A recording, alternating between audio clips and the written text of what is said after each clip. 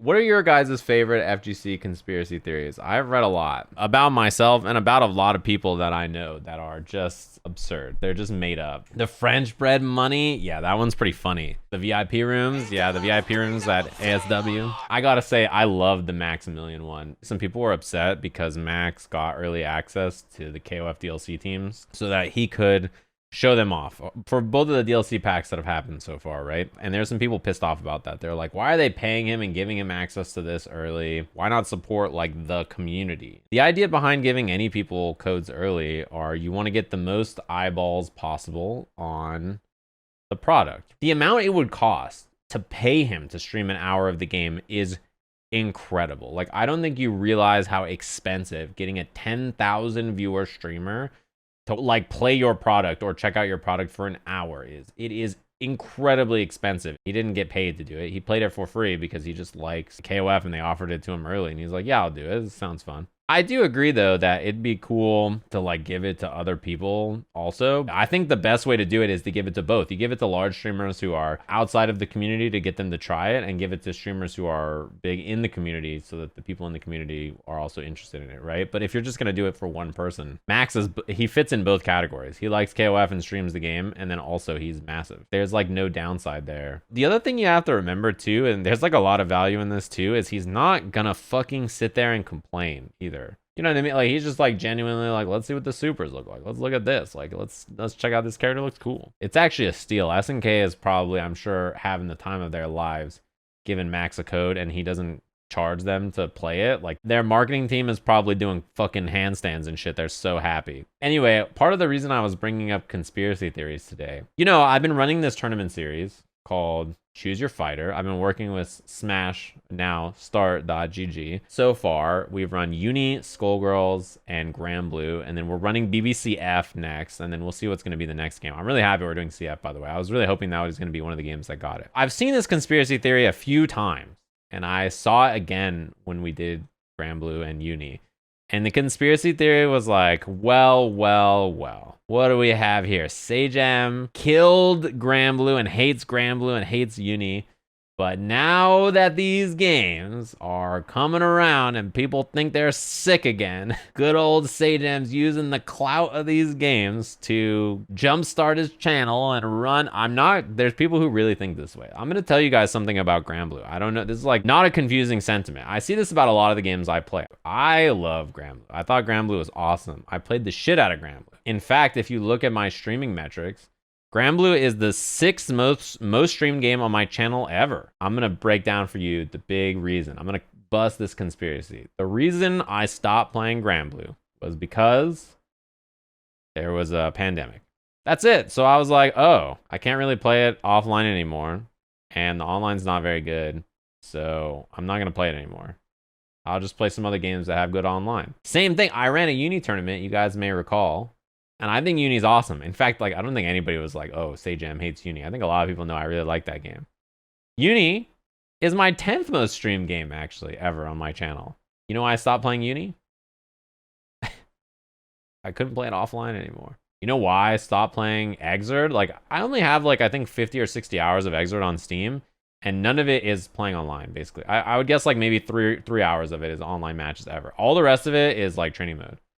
Because I don't like playing that game online, so I just don't play it online. I stopped playing Exerd when pandemic hit because I couldn't play it offline anymore. The reason I stopped playing NASB and Melty Blood and KOF is the online play was bad. That's it. I played a lot of KOF. I didn't even want to stop playing KOF, but as you guys know, there's a website called Is KOF 15's Matchmaking Still Broken? And yeah, the online, I couldn't play people online who were even near me sometimes. Thursday evening and Friday evening and Saturday, I couldn't, like, all my matches were either one-sided rollback and bad, or I had just really bad experiences in a ton of matches.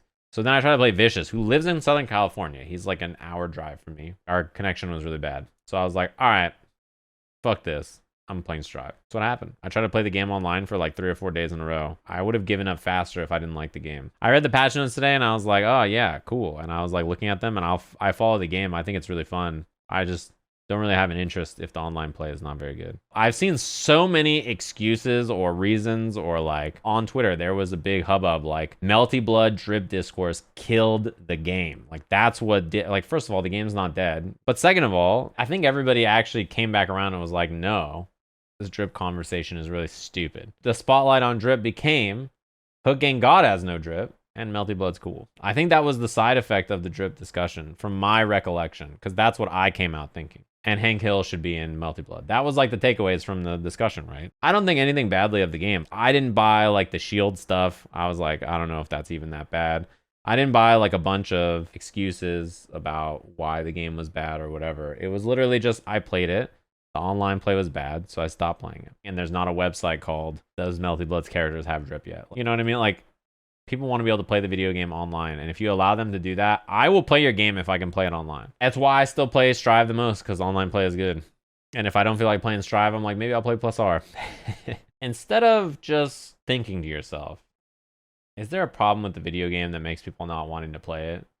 Instead, it's always like, blame people. Blame the beast, yes. I'm still mad that there was a legitimate talking point that I killed Granblue. Where did that talking point even come from? Like a very prominent player who's still around, by the way. I have no problem with him. I just think it's like a really stupid thing to say. People want to not like you or don't like you, and then they want to assign a made-up reason or behavior about why you're a worse human than you actually are, and like they have to come up with a good excuse. You just say you don't like me. It's way better than making up a reason. Just be like, I don't like that Sajam guy. You don't have to make up excuses. And the thing is that I've realized when people say these things that are just like made up reasons, other people will like ask them, what's your deal? What did Sajam do? And they'll be like, he hates Granblue because X or Y made up reason. That's not just, oh, the online play's bad, so he stopped playing it. I don't even hate the game. I don't even know where that idea comes from. And then the other person's like, oh, so true. That makes perfect sense. They just believe you. You can frame somebody to look like however you want.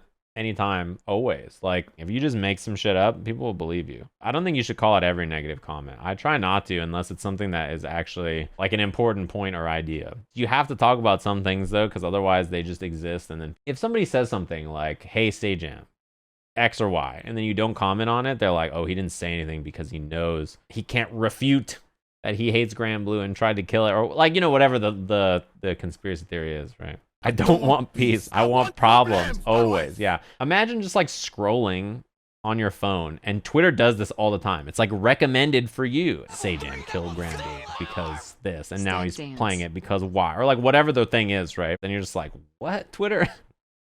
And like I just sit there and I'm like, should I respond to this dumb shit? And then I'm like, no, I'm not. It's not worth it. When you see like 3 or 4 or 5 of them in a row, you're like, damn, these are kind of ham. I don't know where they come from. I'm pretty like laid back about most things. Like if I don't like something, I just don't deal with it. I'm like, I'm good.